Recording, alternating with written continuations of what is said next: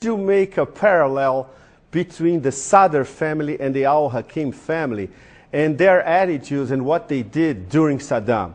I mean, the split really was that the al-Sadr family stayed on in Iraq, and their accusation against the al-Hakim was that they went to Iran. They were puppets of the Iranians, that the al-Hakim's political party, the Islamic Supreme Council of Iraq, was set up on Iranian initiative in 1982.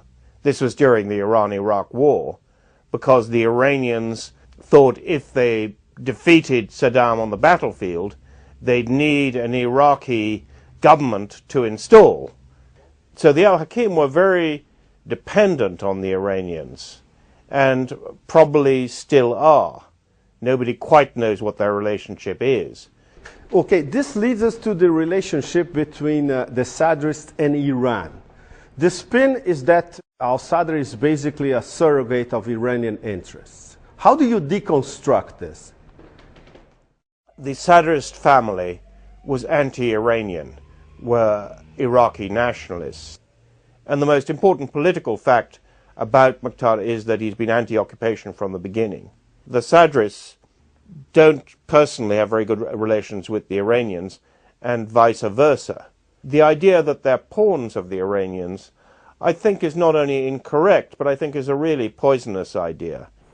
How do you explain, Patrick, that American political elites and the media as well, they always underestimated Muqtada al-Sadr's importance? I think they underestimated the strength of Iraqi nationalism, the extent to which the occupation was unpopular from the beginning. I think they were also misled by other Iraqi exiles. It's been something they did from the beginning. Paul Bremer, the US envoy, viceroy really of Iraq, had two theories about Muqtada. One was to say he was a potential Hitler of great power, and the other thing was to believe that he could be arrested by just sending around a few Iraqi policemen. But of course, as we all know, it didn't happen that way. You know, immediately they tried to arrest him or arrest his aides, the whole of southern Iraq exploded. Pentagon generals in 2004, they actually wanted to kill Muqtada. Yes, they said either be a prisoner or be killed. And later on in that year, when Muqtada was trying to negotiate with the Iraqi government, the chief government negotiator, the National Security Advisor, told me that he was quite convinced that the Americans had tried to kill Muqtada. Do you see the possibility of Muqtada making or breaking the US presidential elections, depending on his next? He could do it.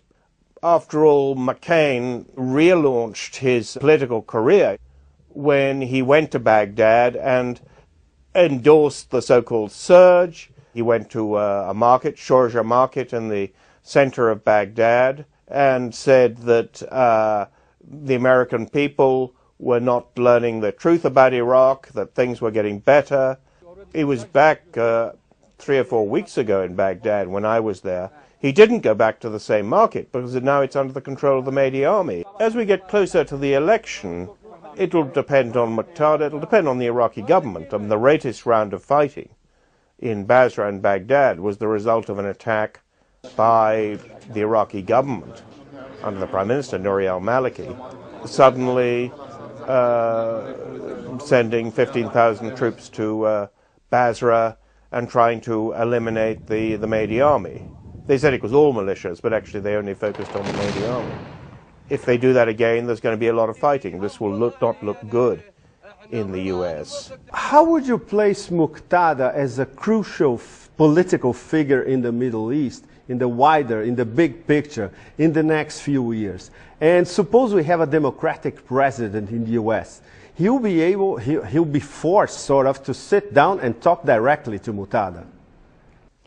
Yes, I think so. I mean, when the Americans decided to overthrow Saddam Hussein, two things were inevitable.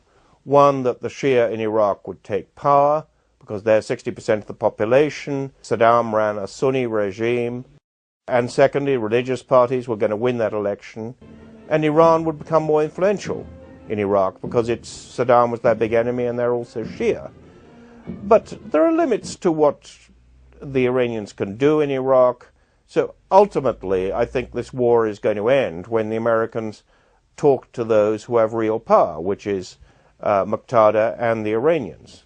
I'm sure they will at some stage, but we might have an awful lot of people killed between now and then. Patrick, based on your 5 years of experience, and everything that you lived through during Saddam's era in Iraq, do you realistically see the Americans leaving Iraq for good? I think ultimately they will. My only doubt, and this is what worries a lot of Iraqis, is that there is a growing sort of unspoken condominium, sort of sharing of power between the Americans and the Iranians in Iraq. It sounds strange because they attack each other in public. But, for instance, recently the fighting in Basra was ended when a delegation of Shia from Baghdad went to Qum to talk to Muqtada and to talk to the head of the Iranian Revolutionary Guard, people who were somebody who the Americans regard as, have denounced as a terrorist. Iraqi politicians in the government are always trying to encourage the Iranians and the Americans to talk, but to talk in the presence of the Iraqi government. They're always worried that there's going to be a sort of side deal between Iran and America, which would leave them both very strong in Iraq, and Iraq without much independence. And the Sadrists were probably part of the government after the October elections, so the equation will certainly change. Yes, I mean, the Sadrists remain Iraqi nationalists. The US policy has always been contradictory from the beginning, that they want an Iraqi government that somehow will be completely legitimate in the eyes of Iraqis, and at the same time will obey every instruction it ever gets from Washington. And they're a bit surprised when that government is regarded as simply an affront for America.